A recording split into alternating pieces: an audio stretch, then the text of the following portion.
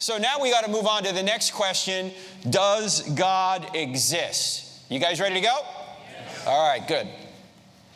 I think we probably need to define what we mean by God if we're going to talk about God, because people have different conceptions of God. We're going to talk about a theistic God. A theistic God is a being who's beyond the world, who created and sustains the world. A spaceless, timeless, immaterial, powerful, moral, personal, intelligent creator who created all things and sustains all things, and whose every attribute is infinite. Now, it may help us to realize there's basically three religious worldviews out there. And you can put most world religions into one of these three worldviews. The first one here on the left, you see a world and some hands under it. That's theism. God made all. God created the universe and He sustains the universe. Judaism, Christianity, and Islam would be considered theistic. There's a being who created the universe and sustains the universe, but He's not the universe. That's theism. The second major worldview, you see just a hand in the world, is pantheism. God is all. God is me. God is you. God is the grass. God is the trees. God is the floor. God is the monitor. God is all of us. That's pantheism. God is all. Zen Buddhism, Hinduism, and the New Age are all pantheistic. You know Zen Buddhism. Use the Force, Luke. The whole Star Wars series is kind of a Zen Buddhist kind of thing. There's a force out there. It's not personal, but it's better if you tap into what's called the good side rather than the evil side. The last major worldview, you don't see a hand at all, you just see a world, is atheism. No God at all. Religious humanists would be considered atheists, or atheists could be considered religious humanists. Now, just about every major religion can be in one of these three categories. There's only one that can't. Can anyone see which one isn't in one of these categories? Major world religion. Polytheism, right? Polytheism isn't in one of these categories, but just about every other world religion you can put into one of these four, or one of these three, I should say. What we're going to do is give evidence for theism here in this segment. So a Jew, a Muslim, a Christian would probably agree with what we're going to say here. All right? So let's take a look at the evidence for theism. And there are three major arguments for theism we're going to talk about. There's more than this, but these are the main three. The first is from the beginning of the universe, known as the cosmological argument. Cosmological is a Greek word, or it comes from the Greek word cosmos, which means world or universe. And it says if the universe had a beginning, it must have had a beginner. The second argument is the argument from design, known as the teleological argument. And telos is a Greek word meaning design or purpose. And it says if there's design in the universe and design in you, there must be a designer. Now, these two arguments here, by the way, have scientific evidence behind them. We'll take a look at this scientific evidence here in a minute. The third argument doesn't have any scientific evidence behind it. It's more philosophical in nature, yet it's the argument we've all known since we were very small children, and it's the argument from morality known as the moral argument. And it says if there's one thing morally wrong out there, just one, like it's wrong to torture babies for fun, or it's wrong to murder 6 million Jews in a Holocaust, or it's wrong to crucify children like ISIS has done, then there has to be a God. Why? Because if there is no standard beyond humanity, then everything's just a matter of opinion. That's just your opinion against a baby torturer's opinion. That's just your opinion against Hitler's opinion. That's just your opinion against ISIS's opinion. But since we all know that certain things are really right and other things are really wrong, there must be a standard beyond us, an immaterial, authoritative, moral standard we might call goodness, righteousness, or justice that exists independent of what we think about it. It just is. That's what we mean by God's nature.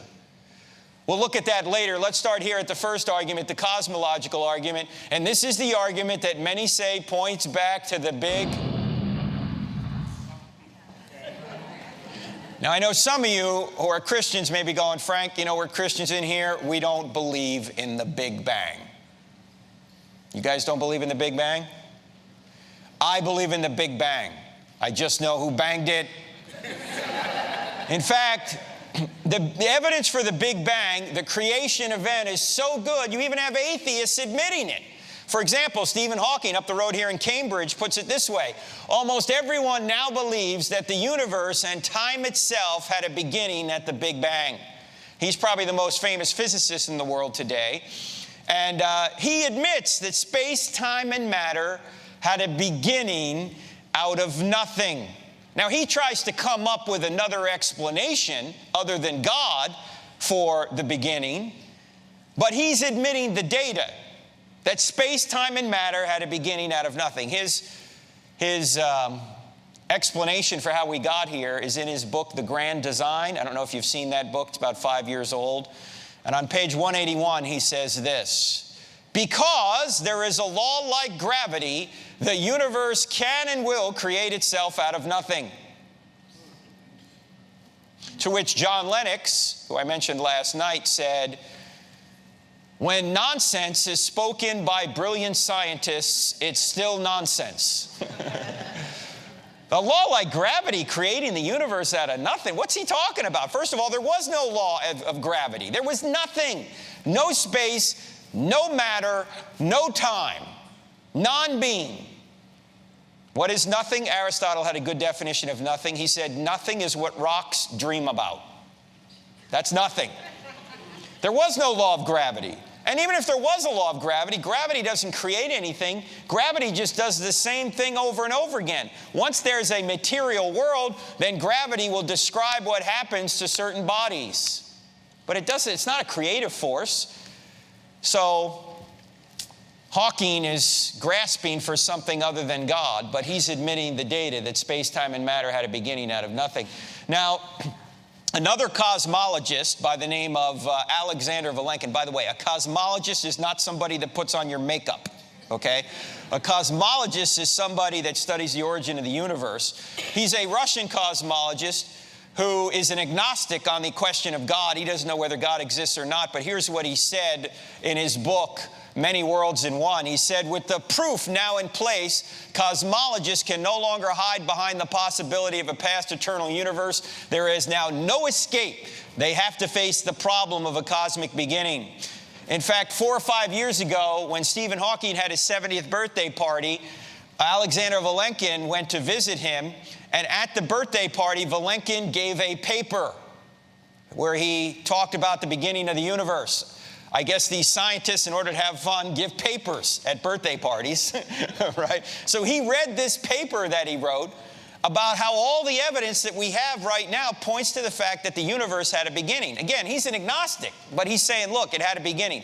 Now, Vilenkin is actually a believer in what's called the multiverse. Have you heard of the multiverse?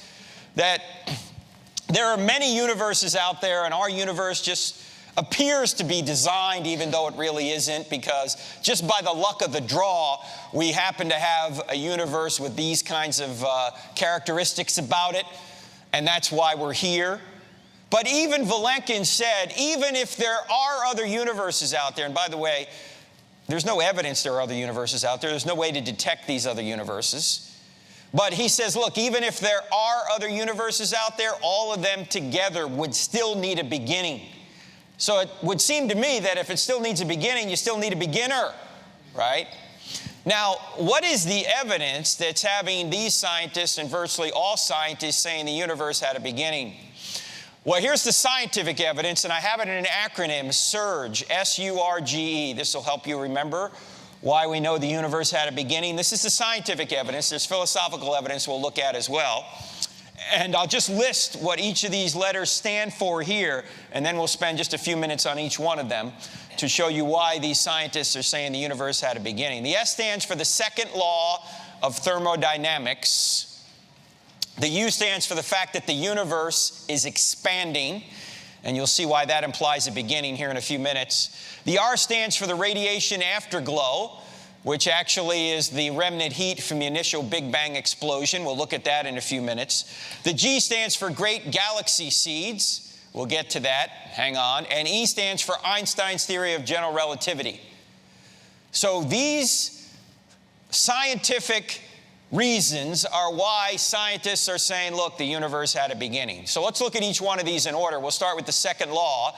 And the second law of thermodynamics says that the universe is running down. It's running out of usable energy. As time goes on, the amount of hydrogen atoms in that sun are burning up. Ultimately, that sun is going to burn out, and we're all going to go to heat death. Don't worry, apparently it's several billion or million years from now. But one day that sun is going to burn up. Okay, big deal. What does that mean? How does that show the universe had a beginning? Well, think about it this way. Think of the universe as a dying flashlight. If we were to take a flashlight right now and turn it on and put it here on the podium and leave and come back tomorrow, what would the strength of the beam coming out of the flashlight be tomorrow? Probably be a lot weaker, right? Because there's only so much juice in those batteries, and the longer you have it on, the less and less energy you're going to have, right? Well, suppose I had turned the flashlight on an infinitely long time ago, if you could.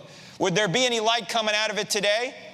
No, it would have used up all its energy. Well, think about the universe as having batteries, like a flashlight. If you turned the universe on an infinitely long time ago, there'd be no energy left. The sun would be dead. We wouldn't have any heat. We wouldn't have any energy right now. But since the sun is still burning, that would mean that the universe had a beginning, that it didn't have an infinite past, that at some point somebody created it and now it's burning down. Everyone with me on this? Now, the second law of thermodynamics is also what's called the law of entropy or disorder, that things tend to go to disorder with time. We know this because this building, which was built in 1848, is that right? I mean, this is amazing how old the church is. But you notice we've had to do a few upgrades here since 1848, right? That nature runs things down. It runs things toward disorder.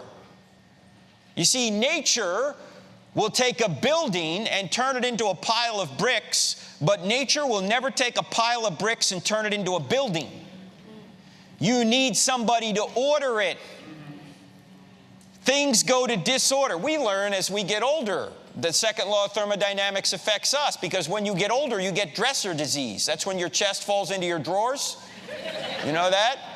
That's what happens. We run down.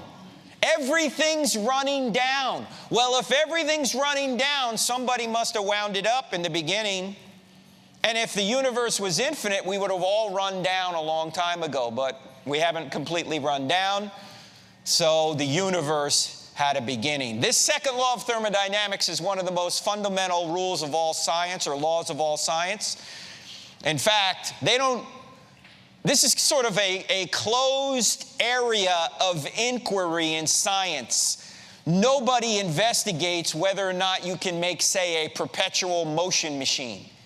Because we all know the second law of thermodynamics seems to be absolute, that things run down. So, we know the universe had a beginning from the second law of thermodynamics. The U in surge stands for the fact that the universe is expanding. Anyone know who this guy is right here in the corner? Who said it? Whoa. Anyone know? That is Edwin Hubble from the famed Hubble Space Telescope. He has a telescope named after him now. Before the telescope was named after him, he was using this telescope at the Mount Wilson Observatory in Pasadena, California in 1929 to observe the galaxies out there. And Hubble, when he looked out at these galaxies, noticed that they were all moving away from us, that the entire universe appeared to be expanding. How did he know this? When he looked at the galaxies, the light from the galaxies was red, which showed that the galaxies were receding from us. They're all moving away. And Hubble deduced that if they're doing this now, if the universe is doing this, yesterday the universe was here. Yesterday, the day before that, it was here, before here. And he went all the way back in time until he realized that the entire universe came from a single point. A single point of nothing. There was no space, there was no matter, there was no time, and then the universe expanded from that point. In fact, he deduced this. He said, if the universe, or if time were reversed, the universe would have collapsed back to nothing. So there was no space, matter, or time in the beginning, according to Hubble. Now, Hubble, back in, I guess, 1929, he thought it was neat to have your picture taken with a pipe. You notice that? I don't know why he's got a pipe in his mouth, but they just thought it was neat back then. And this expanding universe got Hubble to think, well, it must have had a beginning then. Now, for many years, scientists thought, well, if it had a beginning, it probably had a beginning in a great explosion.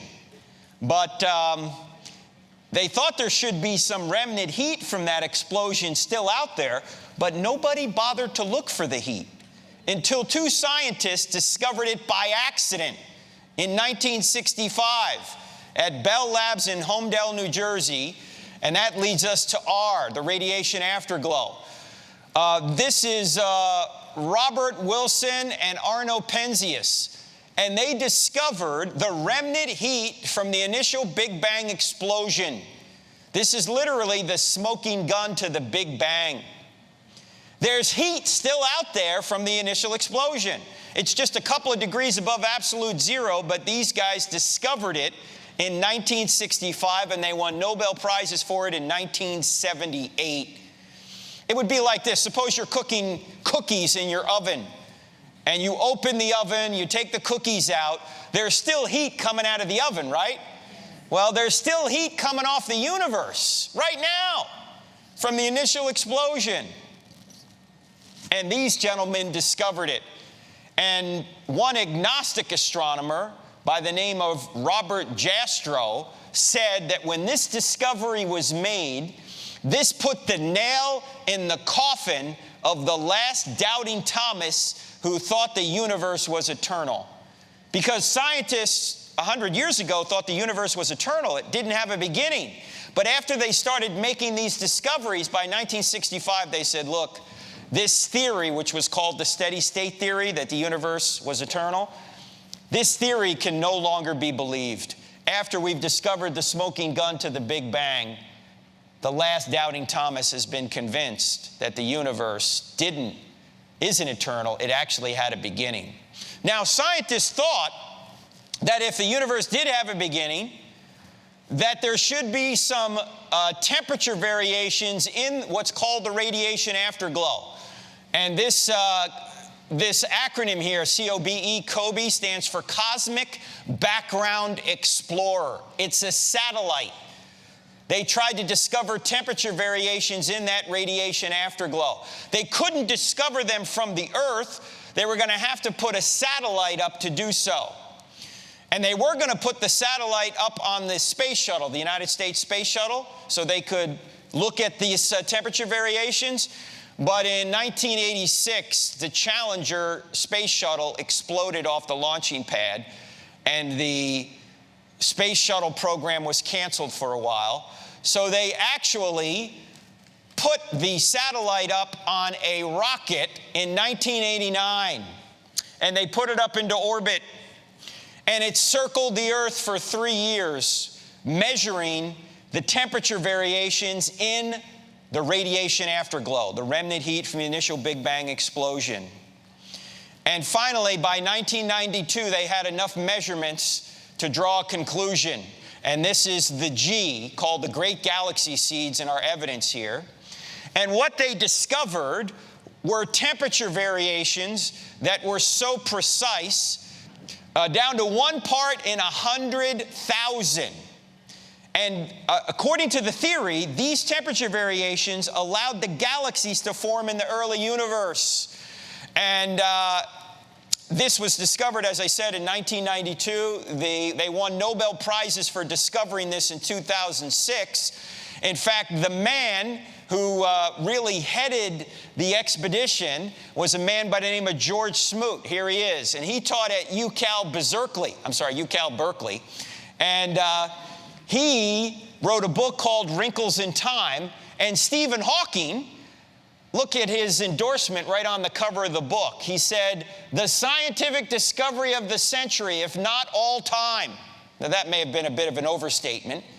But the point here is that these temperature variations that they predicted, they actually found, and they were so precise, they were down to 1 part in 100,000. If those temperature variations were any different, according to them, there'd be no galaxies now. So they discovered these very fine temperature variations. And George Smoot won a Nobel Prize for discovering this, okay? Now, the E in Surge stands for Einstein. And Einstein knew that the universe had a beginning as far back as 1916, when he came up with general relativity theory. He realized that if his general relativity theory was correct, that time, space, and matter are correlative. They came into existence together. He knew this, but he didn't like it. Einstein wanted the universe to be eternal. He wanted a steady state universe. So the great Einstein decided to put a fudge factor into his equations to allow the universe to be static and eternal. He wanted a counterforce to gravity. He didn't want this, because that would imply a beginning. He wanted this, a steady universe. So he put a fudge factor into his equations to keep the universe static and eternal. And some say that the great Einstein, in order to do this, divided by 0. Now, what are you told in grammar school? You never divide by 0. You can go straight to hell for that, right? Never divide by 0. Well, the great Einstein divided by 0, and mathematicians in the 1920s were looking at his equations going, Dr. Einstein, you can't divide by 0. Then, in 1929, Hubble discovers the expanding universe, which is what Einstein's theory of general relativity predicted 13 years earlier. So at one point, Hubble, after he discovers the expanding universe predicted by general relativity, he calls Einstein up and he says, Dr. Einstein, what you predicted 13 years ago, I'm actually seeing in my telescope. Why don't you come out to Mount Wilson here in Pasadena, California, and you can see the expanding universe for yourself. So in 1931, Einstein went out to California and he looked through Hubble's telescope. In fact, who's that right behind him? That's Hubble. You see the pipe right there? Einstein's looking through the telescope. He sees the expanding universe, and at a point later, after he got off the telescope, he said to the news media, he said, I now see the necessity for a beginning. The universe did have a beginning, and he said the cosmological constant, the fudge factor that he put into his equations, was his greatest mistake of his professional career. Now, it turned out that Einstein was actually right. There is a cosmological constant, but it wasn't the value that he had.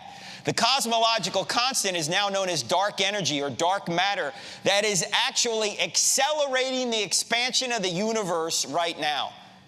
Did you know that the universe is accelerating in its expansion? The universe is expanding, and it's expanding at an accelerating rate, which makes us wonder, why is it, if the universe is expanding, why is it still so hard to find a parking spot here in London, right? You ever notice that?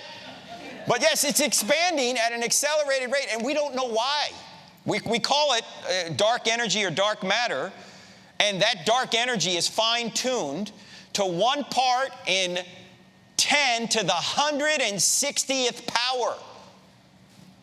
We'll talk about fine-tuning here in a minute, but there's only 10 to the 80 atoms in the entire universe, and this is fine-tuned to 1 and 100 to the 160th power. It's a mind-boggling number. You can't even get your head around it. And what the scientists are saying is if that expansion, if that acceleration rate, that cosmological constant they call it, if it were any different, we wouldn't be here. In any event, the universe had a beginning. And Einstein, if he were here today, would say, look, it had a beginning no matter what you say, okay? So this leads us all to this guy, Robert Jastrow, who I mentioned earlier was an agnostic astronomer. In other words, he didn't know whether God existed or not. In fact, he said in 1978, well, he actually wrote a book called God and the Astronomers, and he updated this book in 1992. He went through the evidence we just did, we had gone through to that point, the surge evidence. And on page 1 of the book, this guy worked for NASA, by the way. On page 1 of his book, he says, I'm an agnostic on religious matters. In fact, he said, look, I don't know whether God exists or not, but on page 14 of the book, here's what he said. Again, the book's called God and the Astronomers. He said, the astronomical evidence leads to a biblical view of the origin of the world. The essential element in the astronomical and biblical accounts of Genesis is the same. Then he went on in an interview to say this, and this is, by the way, this is an actual picture of Saturn from the Hubble Space Telescope. That's not a painting. That's Saturn in infrared. Here's what Jastrow, the agnostic astronomer, said in an interview. He said, astronomers now found they painted themselves into a corner because they have proven by their own methods that the world began abruptly in an act of creation to which you can trace the seeds of every star, every planet, every living thing in this cosmos and on the earth. And they have found that all this has happened as a product of forces they cannot hope to discover. That there are what I or anyone would call supernatural forces at work is now, I think, a scientifically proven fact. Now, wait a minute. Wait. Why would an agnostic astronomer say it's scientifically proven that supernatural forces are at work? Why couldn't nature have created the universe? Why couldn't nature have created the universe? Anyone? There was no nature. Nature had a beginning. In fact, I was at another event at the University of Michigan a few years back, and during the Q&A, an atheist got up to the microphone after I'd gone through this evidence, and he said, if you give science enough time, we're going to figure out a natural cause for the universe. And I said to him, John, that sounds a lot like faith. Right? That's what it is. Science hasn't found it yet, so just give science more time, have faith, and we're going to find it. Right? Why will we never find a natural cause for the universe if the evidence that we have now is correct? Why will we never find a natural cause? Because nature itself was created, so nature can't be the cause. Nature is what the effect is. So if nature had a beginning, whatever created nature must be beyond nature. In other words, must be supernatural. That's what we mean by the word super, right? It means beyond. In fact, I said to John that night, I said, John, you're saying that if you just give me more time, I'll figure out a natural cause for all of nature. That would be like me saying, if you give me more time, one day I'll figure out I gave birth to my own mother. Right? There's no way that's conceivably possible. It's impossible in principle. If space, matter, and time had a beginning, whatever created space, matter, and time can't be made of space, matter, and time. Right? In other words, the cause must transcend space, matter, and time. The cause must be spaceless, timeless, immaterial, powerful to create the universe out of nothing, personal in order to choose to create, because only persons can make choices, and someone had to choose to create. As I mentioned earlier, gravity can't choose to create anything. Gravity just does the same thing over and over again, right? I mean, gravity isn't sitting there going, look, if Turek drops that remote one more time, I'm not going to pull it to the ground, right? No, gravity just does the same thing over and over again. In order to create something, you got to be a person. You got to have a personhood. Also, the being must be intelligent, because as we'll see here in a couple of minutes, the universe is designed, it's fine-tuned. Now, when you think about a spaceless, timeless, immaterial, powerful, personal, intelligent cause, who do you think of? That's what we mean by God. Now, it wasn't just Jastrow who said these kind of things. Every one of these scientists I'm about to quote here have won Nobel Prizes for discovering some of the surge evidence. They're not Christians. They're just people who are following the evidence where it leads. Arno Penzias said this: the best data we have concerning the Big Bang are exactly what I would have predicted had I had nothing to go on but the 5 books of Moses, the Psalms, and the Bible as a whole. His colleague, Robert Wilson, who discovered the radiation afterglow, said, certainly there was something that set it all off. I can't think of a better theory of the origin of the universe to match Genesis.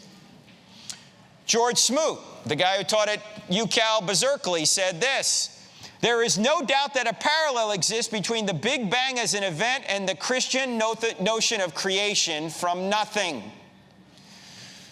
Again, these are scientists. Now, that's the scientific evidence that the universe had a beginning. I want to give you, I think, even a more compelling case that philosophy shows the universe had a beginning. Certainly, time had a beginning. Let's just take a timeline. Here's the timeline. Here's today. There's yesterday. There's the day before yesterday. There's last week. Let's say we don't know how far back this timeline goes. Question: can this timeline be infinite into the past? This is the interactive portion of the program. Can it be infinite back there? Some say yes, some say no.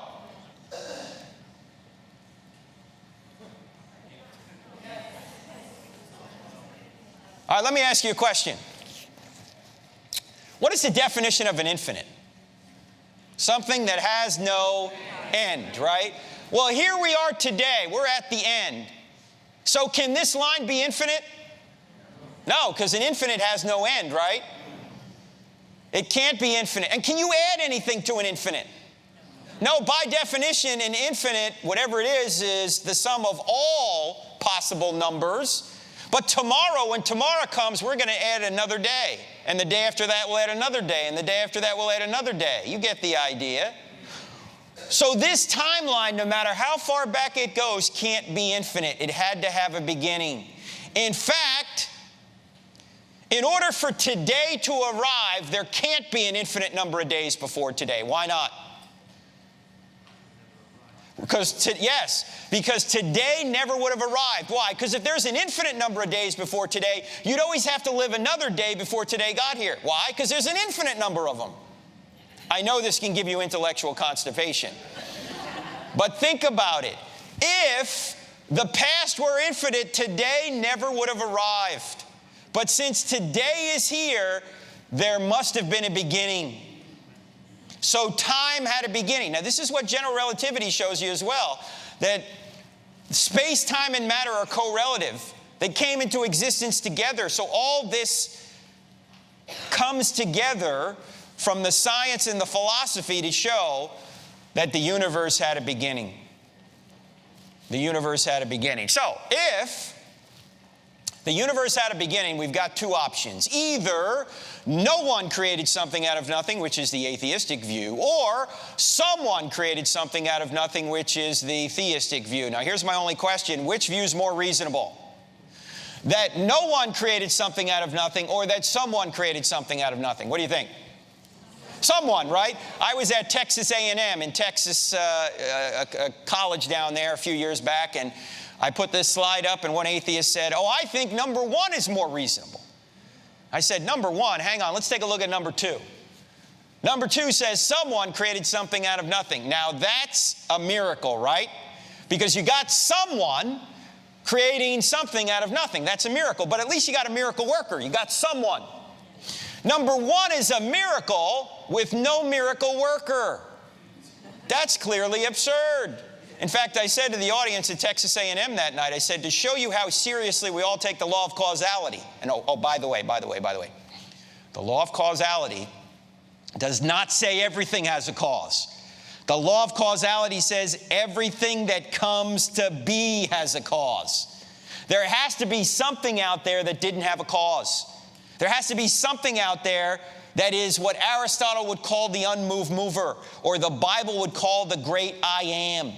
The being that just exists. The being whose essence equals his existence. The being who is infinite, completely actualized, as Aristotle would say, or as Thomas Aquinas would say. The being that doesn't get its being from anything else. He's the ground of all reality. The foundation of everything that exists. Now you've got two possibilities. Either that being is the universe, or that being is beyond the universe, that transcends the universe. Well, all the evidence shows the universe had a beginning. So the being that is the great I am is what we would mean by God. So I said to the audience at Texas A&M that night, I said, to show you how seriously we all take the law of causality, that things don't pop into existence out of nothing, by nothing, without a cause. There is nobody here in this auditorium tonight who is currently worried that as you sit here, a hippopotamus has appeared out of nothing, by nothing, in your dorm room and is currently defecating on your pillow.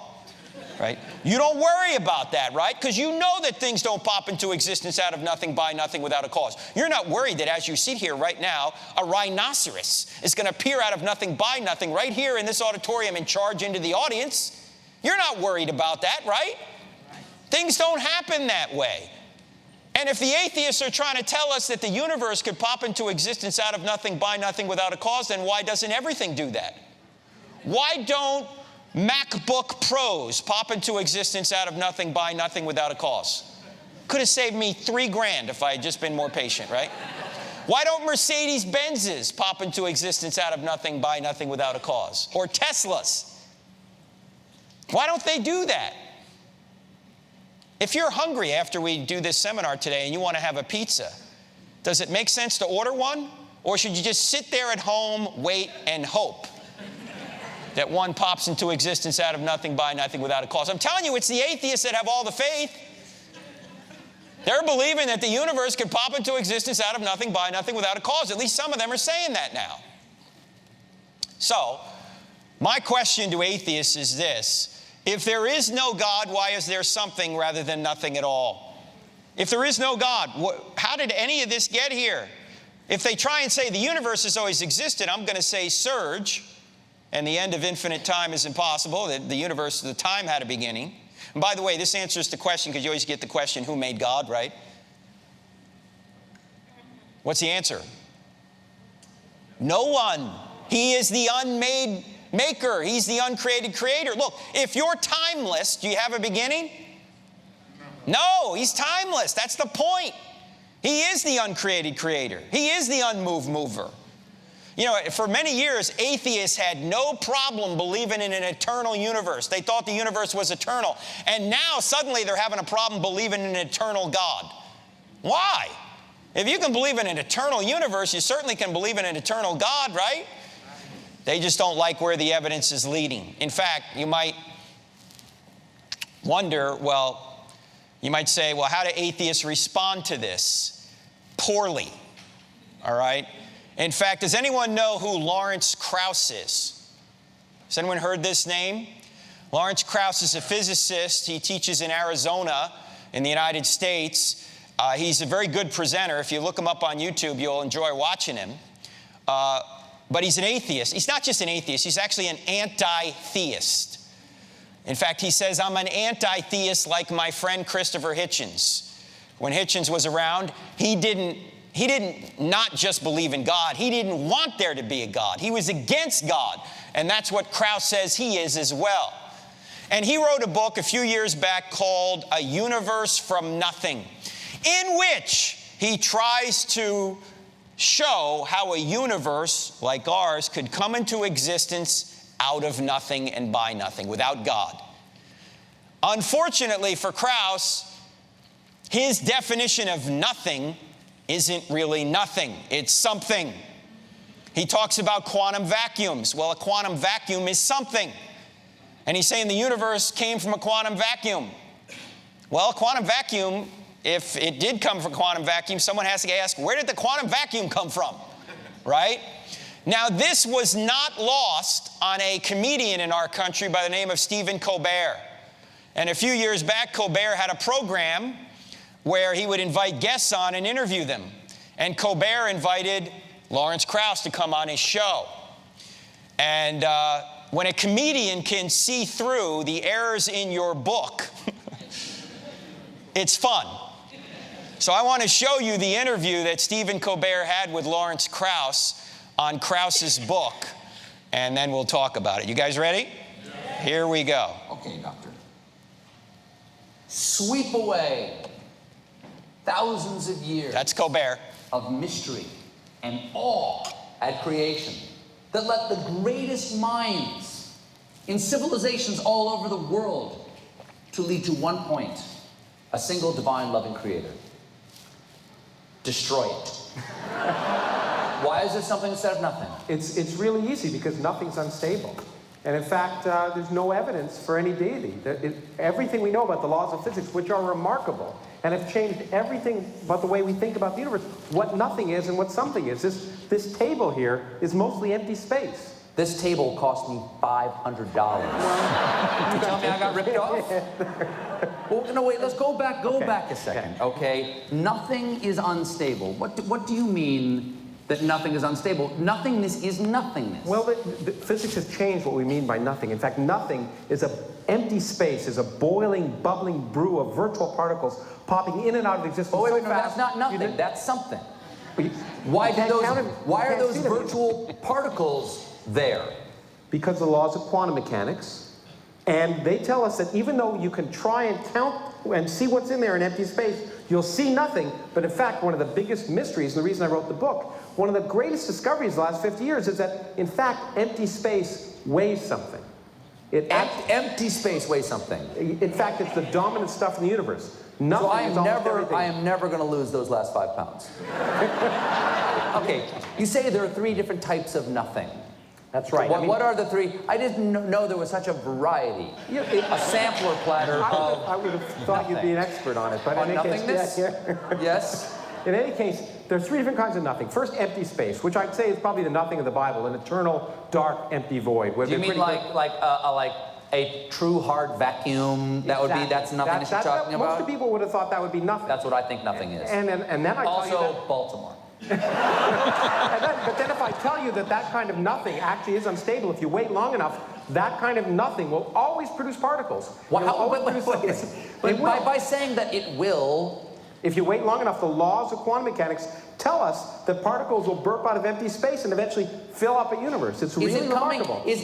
To me, that sounds like the empty space may be empty to us, but it is some sort of sheath or membrane between us and some other reality. No, there's nothing. Well, there's absolutely nothing there until there's something. What's the second type of nothing? Okay, well then if you don't buy that, then I can say, well, you might say, well, that's not nothing because there's space. Yeah.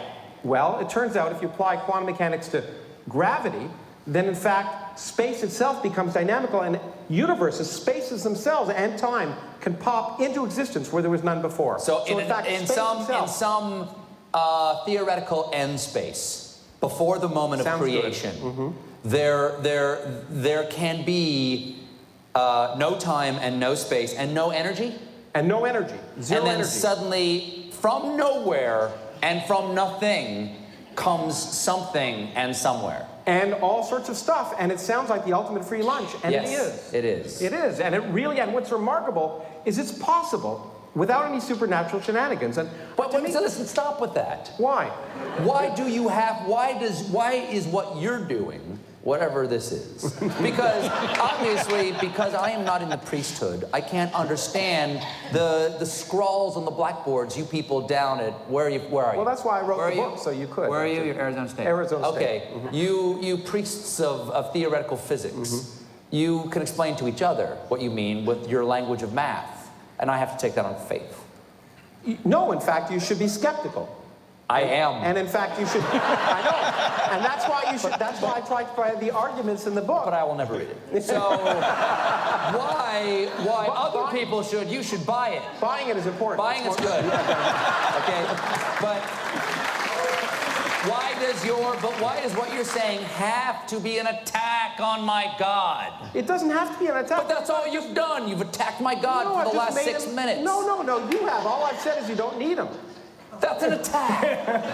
No. Of course, we are here to love God, the universe, serve God. as we understand it, we have changed our minds about the universe. We've learned that the universe is more remarkable than anything we ever thought before. And in fact, changing your mind and in fact being wrong is wonderful. You should try it sometime. It's really amazing. It means that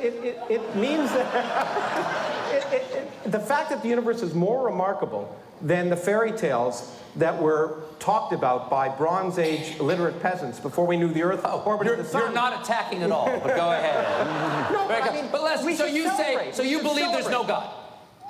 I don't even use the word believe. The point is There is no God. There's no need for God. Is to there make the universe- God? Is there God? It's What would you unlikely. say? There's no evidence for God. Okay, There's so, no evidence for so God. let me ask something. If there is no God, okay, if there is no thing called God, if he is nothing, can't something come from him?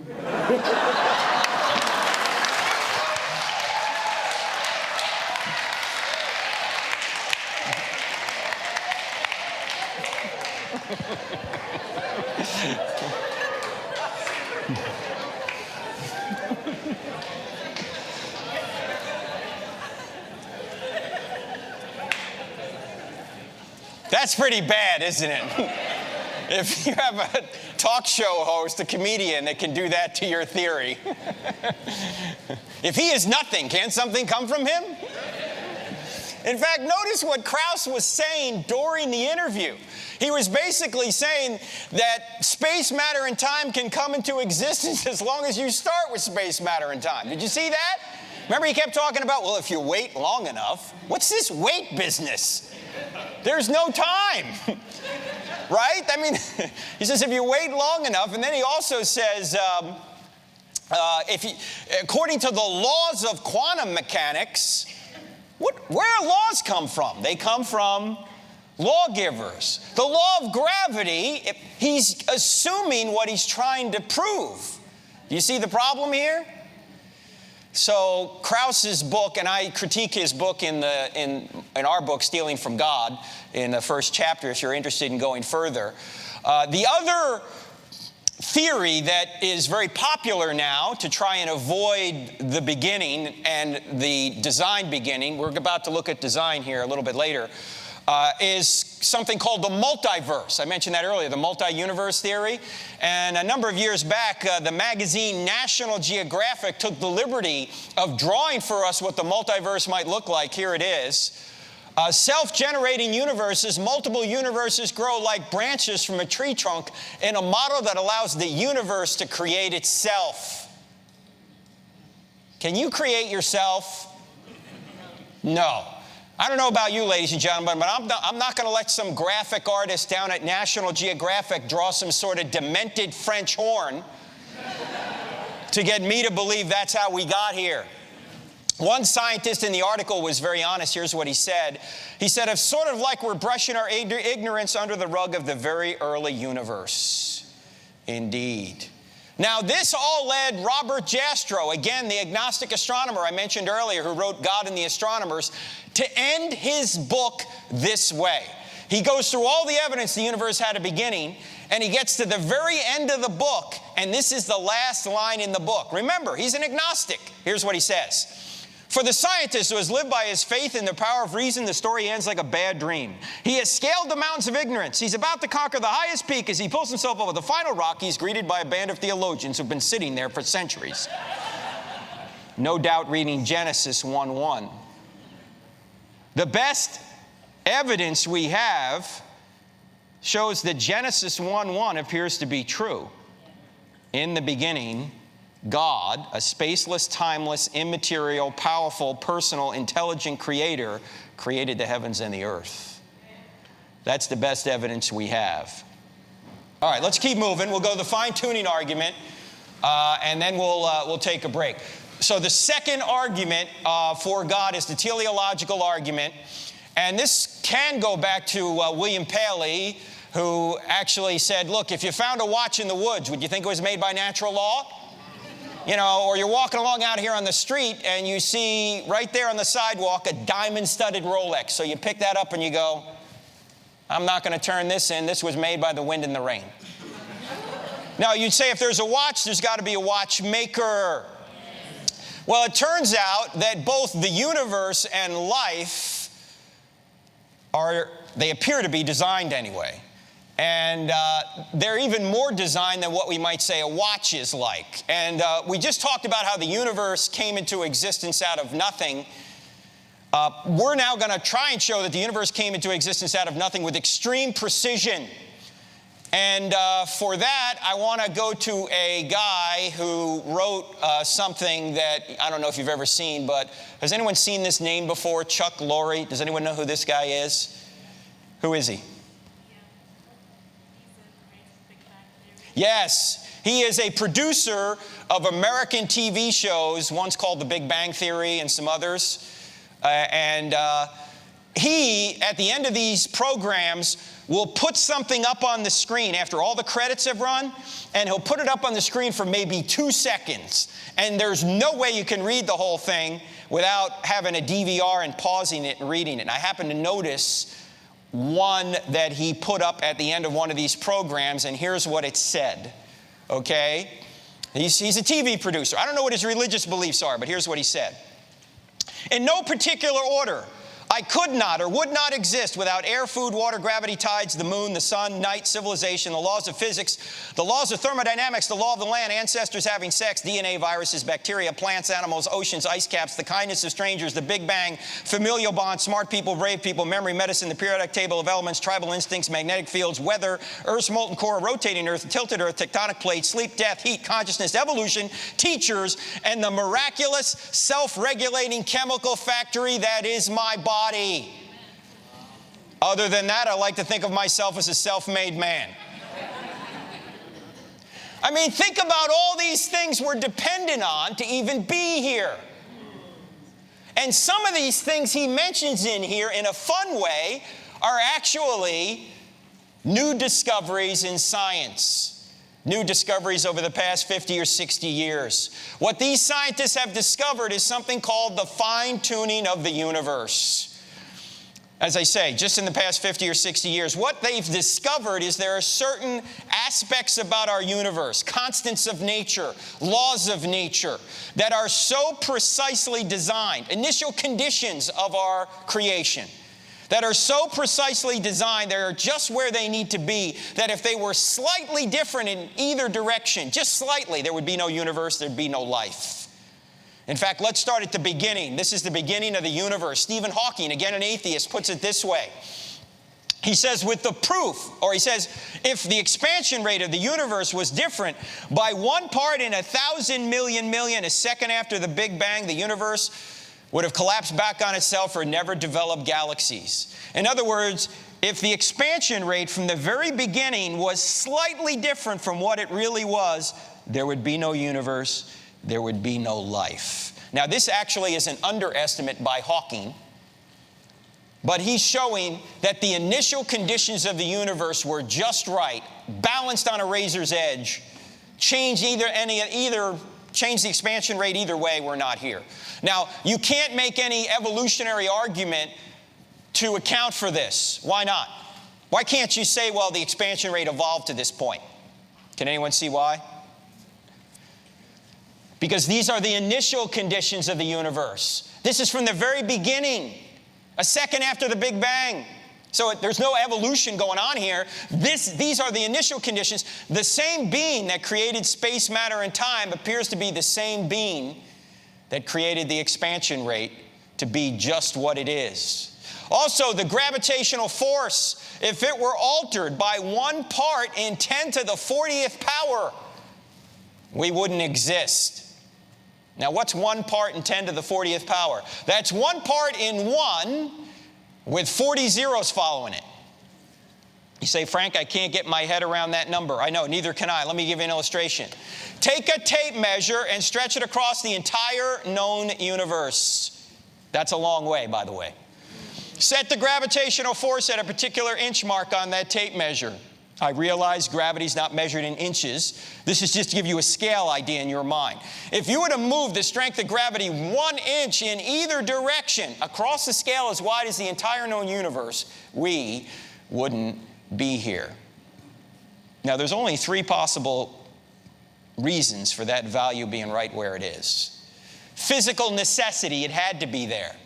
No, it didn't have to be there. It could have been here, could have been here, could have been 1 trillion miles that way or 1 trillion miles that way. Chance, it just so happened to fall there. I don't have enough faith to believe that. In fact, chance is not a cause. Whenever scientists use the word chance, what do they really mean? They mean we don't know. That's what they mean.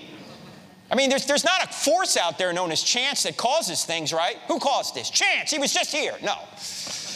It's not a force. It's not a cause. It's a word we use to describe mathematical possibilities. When they're using the word chance, they really mean we don't know.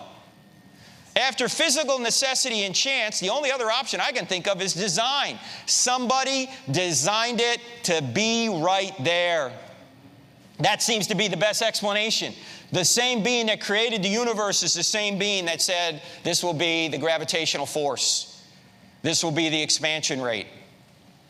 Change it slightly, we're not here. Now, there's more than 30 of these kinds of constants about our universe.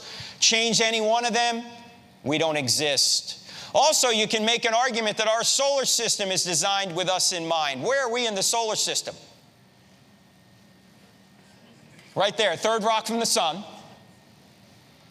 If we were just a little bit closer to, or a little bit further away, we couldn't survive. A little bit closer to, we'd burn up. A little bit further away, we'd freeze. We are what scientists call the Goldilocks zone. It's not too hot. It's not too cold. It is just right. The axial tilt, 23.5 degrees. Change that slightly, we don't exist. Earth rotation, 24 hours. Change that slightly, we don't exist.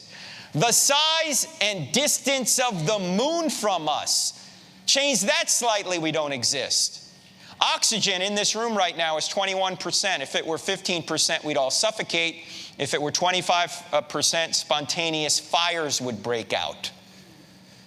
If Jupiter was not in its current orbit, we couldn't exist here on Earth. Why? What does Jupiter do for us? Asteroids, right? Jupiter is a cosmic vacuum cleaner. Its gravitational force is so strong that it attracts most of the meteors and space junk to it rather than us. In fact, if you take a close-up look at Jupiter, you know what these purple marks are here? Those purple marks are comet fragment strikes that are bigger than the Earth. Thank God for Jupiter. Because if Jupiter wasn't there, we wouldn't be here. Saturn does the same thing for us, by the way. In fact, you want to see the size of Jupiter? Check this out.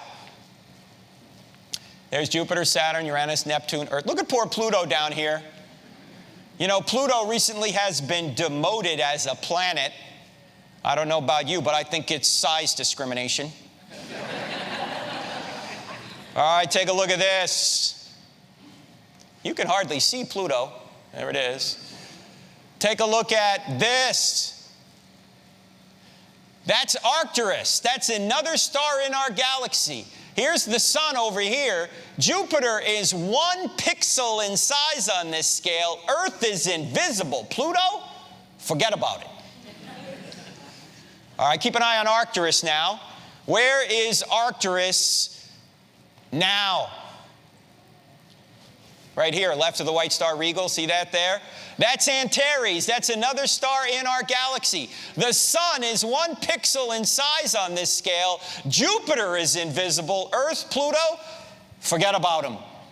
In fact, if the Earth was the size of a golf ball, Betelgeuse here would be 5 or 6 Empire State Buildings high. The heavens are awesome. This is just in our galaxy. This is not outside our galaxy. In fact, the average distance between stars in our galaxy is 30 trillion miles. All that distance is necessary for us to exist here on Earth. Now, 30 trillion miles. How far is 30 trillion miles? Far. Take you at least 2 tanks of gas in a Toyota Prius to go 30 trillion miles. Now, a number of years ago, I was out in a desert museum in Arizona, outside of Tucson, Arizona, and we were out there one night, and it was such a clear night that the guide who was out there with us said, you know what? It's so clear tonight that if we look up at 9:03, we will see the space shuttle in orbit. You remember the Americans had this space shuttle they put up and go around the Earth? Whoop-de-doo, right? Anyway, this thing went around the Earth, and I said to the guide, I said, oh, come on. We're not going to see the space shuttle. It's only 120 feet long. It's 350 miles up. We're not going to see it. Oh, me of little faith. At 9:03, the guide goes, look! and we look up in the sky about 70 degrees above the horizon, there's an object streaking across the desert night sky relative to us about like this. I mean, it's really cruising. When it got right about here, it disappeared. I don't know whether Scotty beamed it up or what. Actually, what happened was, despite the fact that we were in total darkness, the space shuttle was so high up that the sun was still reflecting off of it, and when it got out of the range of the sun, we couldn't see it anymore. Now, when the space shuttle was in orbit, the space shuttle was traveling at about 18,000 miles an hour. That's 5 miles per second. You got trouble getting to work in the morning? Take the space shuttle. You'll beat 5 miles a second. Think about how fast that is.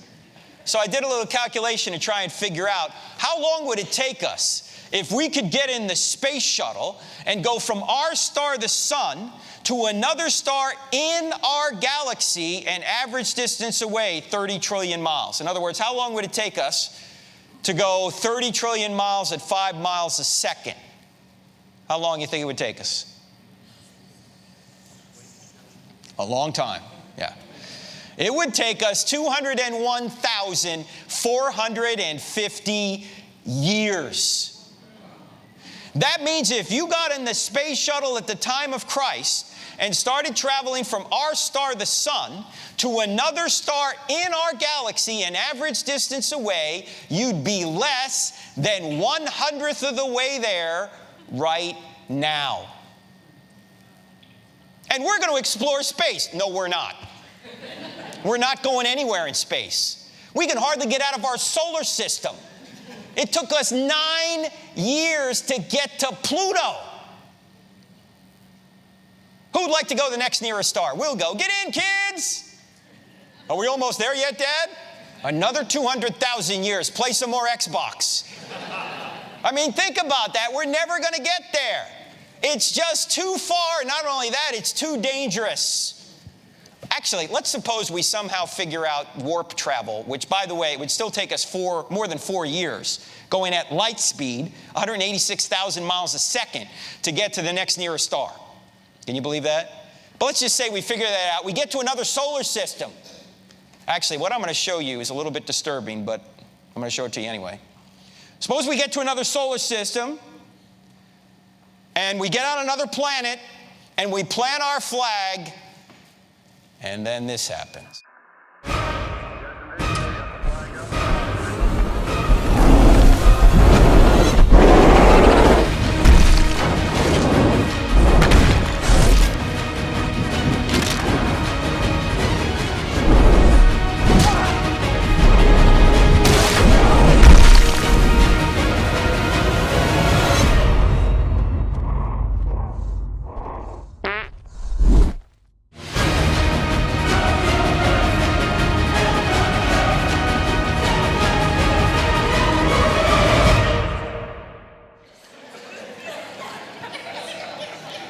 Beans are not for astronauts, ladies and gentlemen.